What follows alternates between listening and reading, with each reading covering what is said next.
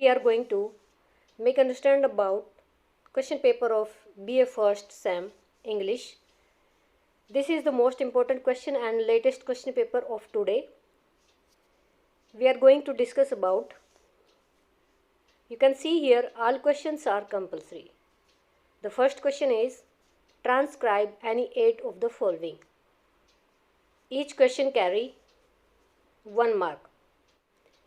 So friends, we have to transcribe only 8 words of the following. First, like life, B, fair, C, bright. All I have uploaded at the community tab. Please go there and learn how to write these words in transcription. Okay. Second question is answer any 4 of the following questions in about 30 words each. Each question carries 2 marks and we have to do here only 4 questions. And the all questions are here 6 questions. First question is, why is rebelliousness common in young people? आपको इसमें बताना है कि किस तरह से विरोधाभास young लोगों में यानी कि यूथ में नवयुवक और नवयुवतियों में जिस तरह से एक विरोध का आभास या उनकी स्थिति होती है वो क्यों होती है ये आपको बताना है. Because they want to prove their self, they want to stand on their feet, means they want to prove them they are mature. You can write here like this. Second question, what is first formative influence on individual? इसमें आपको बताना है किसी भी व्यक्ति पर किस formative influence पहला किसी का भी प्रभाव किस तरह से पड़ता है या क्या पड़ता है. Third question is who evolved the story of Ramayana, यानी रामायणा की स्टोरी किसने खोजी या किसने लिखी. Fourth question, how do symbols like Ganga influence, Ganga का जो सिंबल है किस तरह से प्रभावित करता है, कैसे प्रभावित करता है. Fifth question, how did Nehru explain the meaning of Bharat माता. इसमें जो नेहरू जी हैं उन्होंने भारत माता के इस शब्द का मीनिंग किस तरह से बताया, यानी भारत माता को इन्होंने डिस्क्राइब किया था. पूरे देश के जितनी भी भौगोलिक स्थितियां हैं, जितने भी पक्षी पशु, जितने मतलब जो भी इसकी पूरे भारत में चीज़ें हैं सभी को उन्होंने इकट्ठा मिलाकर भारत माता कहा था. यहाँ के लोगों तक को, यहाँ की सभ्यता सबको मिला के. Sixth question is according to Shastri ji who is a good citizen, यानी शास्त्री जी के अनुसार एक अच्छा नागरिक कौन है. तो ये आपको इसमें इसका आंसर देना है. 2-2 नंबर के ये आपके क्वेश्चंस हैं, 4 क्वेश्चन यहाँ से आपको लेने हैं. Okay. Now question number third, answer any 5 in the about 75 and 100 words each question carry 4 marks. 4 number का एक एक क्वेश्चन है, करने 5 हैं. तीसरा क्वेश्चन पूरा 20 नंबर का आपको लिखना है. First question is what efforts did Gandhi ji make to become an English gentleman, यानी एक अंग्रेज भद्र पुरुष बनने के लिए गांधी जी ने क्या एफर्ट या किस तरह के प्रयास किए. उन्होंने डिस्गाइज कर लिया अपने आप को उनकी तरह, वेशभूषा उनकी खान पीन है, डांस या फिर स्पीकिंग स्पीचेस वगैरह तैयार करते थे, मिरर के आगे कम से कम घंटों खड़े रहते थे तैयार होने के लिए. तो उन्होंने ये सारे एफर्ट्स किए. बी पार्ट है इसका, what is paralysis of sensibility, how is it measured, यानी एक सेंसिबिलिटी का पैरालिसिस क्या होता है. इसमें आपको बताना है हाउ इज़ इट मेजर्ड, किस तरह से इसको मापा जाता है. C question, discuss the relevance of title choosing our universe. इस टाइटल चूजिंग आवर यूनिवर्स के टाइटल की आप सत्यता, सार्थकता का वर्णन कीजिए. 2-2 नंबर यहाँ 4-4 नंबर के क्वेश्चन हैं आपके, यानी एक पेज आपको 1 साइडेड फिल करना है 4 नंबर के लिए. Now next question, explain the term secularism, why is it necessary. इसमें सेक्युलरिज्म टर्म को एक्सप्लेन करने के साथ बताइए ये ज़रूरी क्यों है. Next part E, what does the word identity mean, एक पहचान वाला शब्द है जो, इसको किस तरह से आप इसका वर्णन करोगे, किस तरह से इसकी परिभाषा दोगे. Next F, what message does Dr. Kalam give at the end of his speech? Doctor Kalam ने अपनी स्पीच भाषण के अंत में क्या मैसेज दिया? What relation does the author establish between man and language? यानी इसमें ऑथर लेखक क्या है, स्थापित करता है संबंध किसके बीच में, मैन और लैंग्वेज के बीच में, यानी कि इंसान और भाषा के बीच में क्या रिलेशन स्थापित करता है, ये आपको बताना है. H, what according to Nehru is the meaning of the statement you are parts of this Bharat माता? दूसरा क्वेश्चन है पहले लेसन से. इसमें आपको बताना है नेहरू का कहने का मतलब क्या है कि तुम इस देश का, भारत माता के एक तुम भाग हो, तुम सभी इस देश के भाग हो. Question number 4, read the passage given below and answer the questions that follow. A good citizen is one who obeys the law, whether there is a policeman or not, and who takes delight in performing his civic duties. In older days, sense of self-restraint and discipline was inculcated by combined efforts of the family and the teacher. तो ये passage आपका है, इसमें से आपको यहाँ पे questions दिए हुए हैं. एक गुड सिटीजन कौन है, ये क्वेश्चन भी आपका, जो कि आप शास्त्री जी के अनुसार जो ये क्वेश्चन है अभी बताती हूँ मैं. यहाँ पे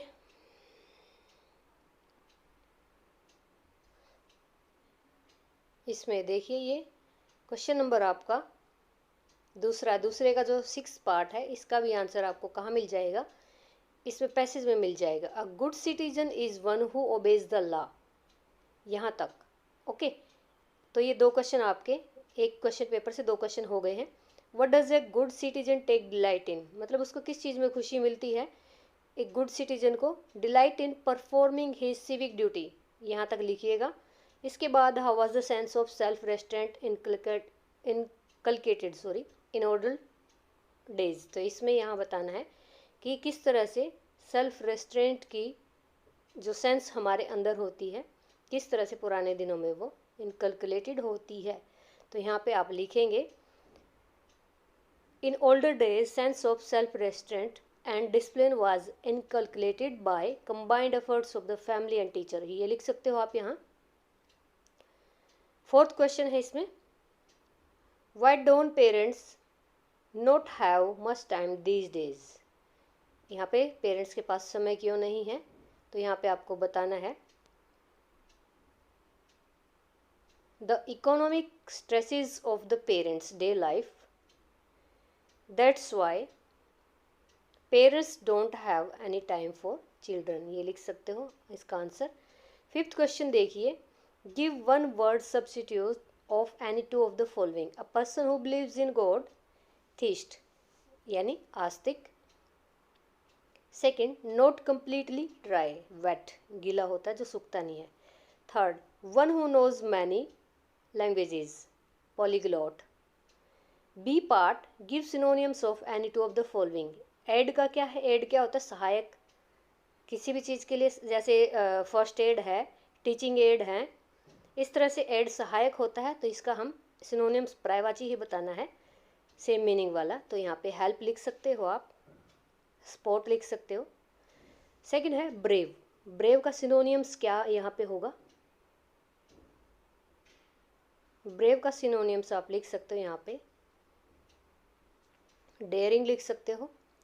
फॉय, फॉय क्या होता है, दुश्मन होता है, तो आप इसको एनिमी से लिख सकते हो. C part, give antonyms of any 2 of the following. High, यहाँ इसको आपको विपरीतार्थक में लिखना है. हाई का क्या होता है, लो. नॉर्मल का अब नॉर्मल, डे का night. D part, make sentences of the following words, any 2. यहाँ क्वेश्चन पेपर में दोस्तों कई सारी गलतियाँ हैं, लेकिन इनको इग्नोर करते हुए हमें सिर्फ वही आंसर लिखना है जो हमारे मार्क्स बढ़ा सके. जैसे यहाँ पे make sentence of the following की स्पेलिंग गलत है, आगे भी बताऊँगी मैं आपको.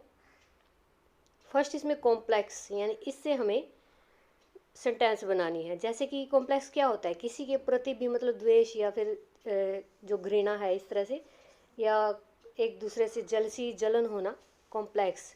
Do you have any complex to the any superstar या टू योर फ्रेंड. सर्वाइव क्या होता है, जीवन यापन करना. तो किस तरह से आपने सर्वाइव किया, how did you do survive. Third, strive, strive आप छोड़ सकते हैं, चाहे तो स्ट्राइव का भी लिख सकते हैं आप, what kind of strive you do. Sixth question, fill in the blanks using the correct form of verbs given in the brackets any 12, कोई भी 12 करने हैं आपको, इसमें से सारे ही बताऊंगी मैं आपको। आई अंडरस्टूड, यहाँ पे आपको सेकंड फॉर्म नज़र आ गई है, तो यानी पास्ट में सेंटेंस है। मैं समझ गया एग्जैक्टली व्हाट शी मेंट, कि उसका क्या मतलब था, व्हाट शी मेंट, यहाँ पे आप ये सेकंड फॉर्म ही लिखिएगा, मेंट टी लगानी है। ही डैश राइट सिंस 1995, सिंस के साथ टाइमिंग दे रखी है, तो वह 1995 से कुछ न कुछ कर रहा है, क्या कर रहा है, writing. He has been writing since 1995। Next देखिए, third, she dash this chapter by now, यानी अभी उसने, बिल्कुल अभी अभी वो क्या कर रही है, रीडिंग, और शी सिंगुलर है, is, she is reading this chapter by now. Fourth है, cow dash eat grass, cow singular है तो यहाँ पे ईट्स लिख देंगे, cow eats grass. I dash go to Agra next month, देखिए दो सेंटेंसेस, दो वर्ब आ सकती हैं इसमें, आई एम गोइंग टू आ सकता है, I will go Agra next month, दोनों आ सकते हैं, लेकिन इसमें ज़्यादा ठीक रहेगा I am going to Agra. Who dash invented the wheel, answer दे रखा है यहाँ पे, इनसे मिस्टेक हो चुकी है। नेक्स्ट है इसमें, I dash write to him last week, मैंने उसे पिछले हफ्ते, यानी लास्ट वीक देख लीजिएगा, last week, previous week, ago, इससे पहले अर्लियर आ जाए तो ये शब्द ऐसे होते हैं, प्रीवियस, लास्ट, अगो, बिफोर, इस तरह से शब्द अगर आ जाते हैं तो यहाँ पे सेकंड फॉर्म लगाई जाती है। I wrote to him last week. At है यहाँ पे, Nisha dash not drink coffee, अब निशा जो है कॉफ़ी नहीं पीती, उसकी हैबिट है, तो निशा सिंगुलर है, यहाँ पे नॉट ड्रिंक, नेगेटिव सेंटेंस में डू और डज का यूज़ किया जाता है प्रेजेंट इंडेफिनिट में, Nisha does not drink coffee. Ninth देखिए, हरी अप, यानी जल्दी चलो, कुछ ना कुछ हो रहा है, क्या हो रहा है, लेट हो रहे हैं, कौन, हम, तो हम के साथ आर लगाते हैं, we are getting late. Tenth है, this cake dash be good for eating, अब ये केक जो है खाने के लिए अच्छा है, अच्छा है, केक है, एक है, दिस से पता लग रहा है एक है, तो यहाँ पे बी की हम यहाँ पे फॉर्म क्या लिखेंगे, इज एम आर में से इज लिखेंगे क्योंकि केक सिंगुलर है। 11 देखिए, it dash happen in the year 2006, यह हुआ था 2000 के साल में हुआ था, 2000 साल में हुआ था, तो हैपन सेकंड फॉर्म लगाएंगे। 12 देखिए, the sun dash shine when you get up, जब तुम उठते हो तो क्या होता है, सूरज चमकता है, सन शाइन्स, ऐसे लगाएंगे। इसके बाद 13 है, the baby dash cry but because it is hungry, अब जो बच्चा है वो भूखा है तो वो क्या करेगा, रो रहा है, बेबी इज़ कराएंगे, बेबी एक है। 14, the patient dash die before the doctor arrived, before के बाद यहाँ पे अराइव्ड सेकंड फॉर्म है, तो इस साइड 100% हैड थर्ड फॉर्म आएगी, patient had died before the doctor arrived, यानी डॉक्टर के आने से पहले पेशेंट मर चुका था। 15, सीता डैश सिंग वेरी वेल, सीता जो है बहुत अच्छा गाती है, तो यहाँ पे सीता के साथ क्या आएगा, सीता सिंग्स, सीता सिंगुलर है। अब यहाँ पे मैंने आपको पूरे के पूरे 15 के 15 करवाए हैं, आपको 12 करने हैं, 15 भी कर सकते हो, अब आपको लगता है कि भी कहीं मेरी मिस्टेक के नंबर किसी और में ना कट जाएं, तो आप यहाँ पे 15 के 15 कर सकते हो। बी पार्ट है, अटेम्प्ट एनी 12, यहाँ भी आपको इनमें से 12 करने हैं। Insert suitable interjections in sentences below, interjections होते हैं सडन फीलिंग, जैसे hurrah, ah, alas, oh, bravo, इस तरह से। तो यहाँ पे फर्स्ट देखिए, dash we have won the match, खुशी के मारे हम क्या बोलते हैं, hurrah we have won the match, तो यहाँ हुर्रा लगा देंगे, और ये जो एक्सक्लेमेशन साइन है इसको उसके साथ लगाएंगे। डी पार्ट है, डैश चाइल्ड इज एजलीप, हम यही करते हैं, होठों पे जो है फिंगर रख के बोलते हैं, चाइल्ड इज एजलीप, बच्चा सोया हुआ है, शोर ना करो, शो आएगा इसमें। C part, dash what a beauty, किसी चीज़ को देखकर, अच्छी खूबसूरत चीज़ को देख के वाव हमारे मुंह से निकलता है, what a beauty. D part dash the man is no more, दुख की बात है, alas, ALAS, alas, exclamation sign, the man is no more.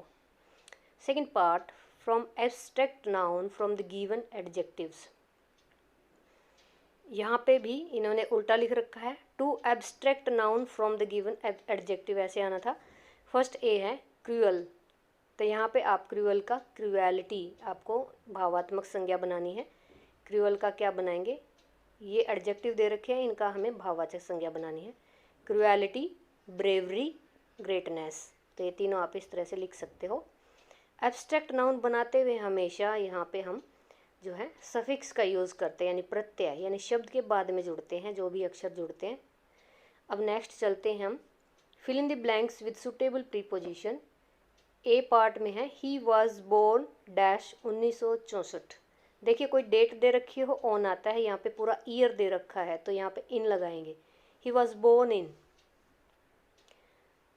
B part, my friend is fond oranges, fond के बाद तुरंत हमें क्या लगाना होता है, of, my friend is fond of oranges. अब यहाँ पे देखिए ऑन का बारी आ गई है, ऑन की। दिवाली इज़ अक्टूबर 28, तो कब पड़ रही है, इन द अक्टूबर 28। महीनों के साथ हम इन द यूज़ करते हैं, डेट के साथ ऑन यूज़ करते हैं, ईयर के साथ हम इन यूज़ करते हैं। D, I heard a noise at midnight, at noon, at good afternoon और एट मिडनाइट, तीन के साथ at, in the morning, in the evening, इनके साथ हम इन यूज़ करते हैं। फोर्थ है, fill in the blanks with proper degree of adjective. Suresh is my dash friend, कोई कंपैरिजन नहीं है, मेरा अच्छा दोस्त है भाई, तो यहाँ पे ओल्ड का ओल्ड ही लिखेंगे। This box is dash big than that, comparison हो रहा है, सेकंड डिग्री है, कंपैरेटिव, यहाँ पे क्या लिखेंगे, बिगर। देन वर्ड से भी पहचान हो रही है, देन हमेशा सेकंड डिग्री के साथ आता है। This box is bigger than that. C part, Ram is the ऐसा वर्ड है जिसको हमेशा थर्ड डिग्री के साथ आना होता है, तो यहाँ गुड की third degree, good, better, best, best आएगा। Ram is the best friend I have. Of this two books, दोनों बुक में कंपैरिजन है, कौन सी अच्छी है, दिस इज़ बेटर, क्या लिखेंगे, this is better, second degree. ये है आपका 7th क्वेश्चन। यहाँ पे आपको पैराग्राफ लिखना है 200 वर्ड्स का, इनमें से कोई एक लिखना है आपको, कोई एक। तो यहाँ पे value of cleanliness, my aim of life, politics in India, newspaper reading, इनमें से आप कोई भी एक कीजिएगा, अच्छे से कीजिएगा, पैसेजेस के कट लगा लगा के, यानी कि पूरी खिचड़ी नहीं उतारनी है आपको। आपको एक पैसेज की कम से कम 8-9 लाइनों के बाद आपको दूसरे एक लाइन छोड़ के, बिल्कुल हाफ लाइन छोड़ने के बाद दूसरा पैसेज स्टार्ट करना है। फिर ऐसे ही 10-12 लाइन के बाद फिर आपको तीसरा पैसेज शुरू करना है। कोई कोटेशन हो आपके पास, हाथ धोने जैसे, वैल्यू ऑफ क्लीननेस हाथ धोने से रिलेटेड है, साफ़ सफाई से रिलेटेड है, मेरे जीवन का कोई लक्ष्य है, कोई भी आप इंस्पिरेशनल थॉट लिख सकते हो इनके बीच में, जिससे कि आपके मार्किंग में जो बहुत ज़्यादा जो बढ़ोतरी होगी। तो आप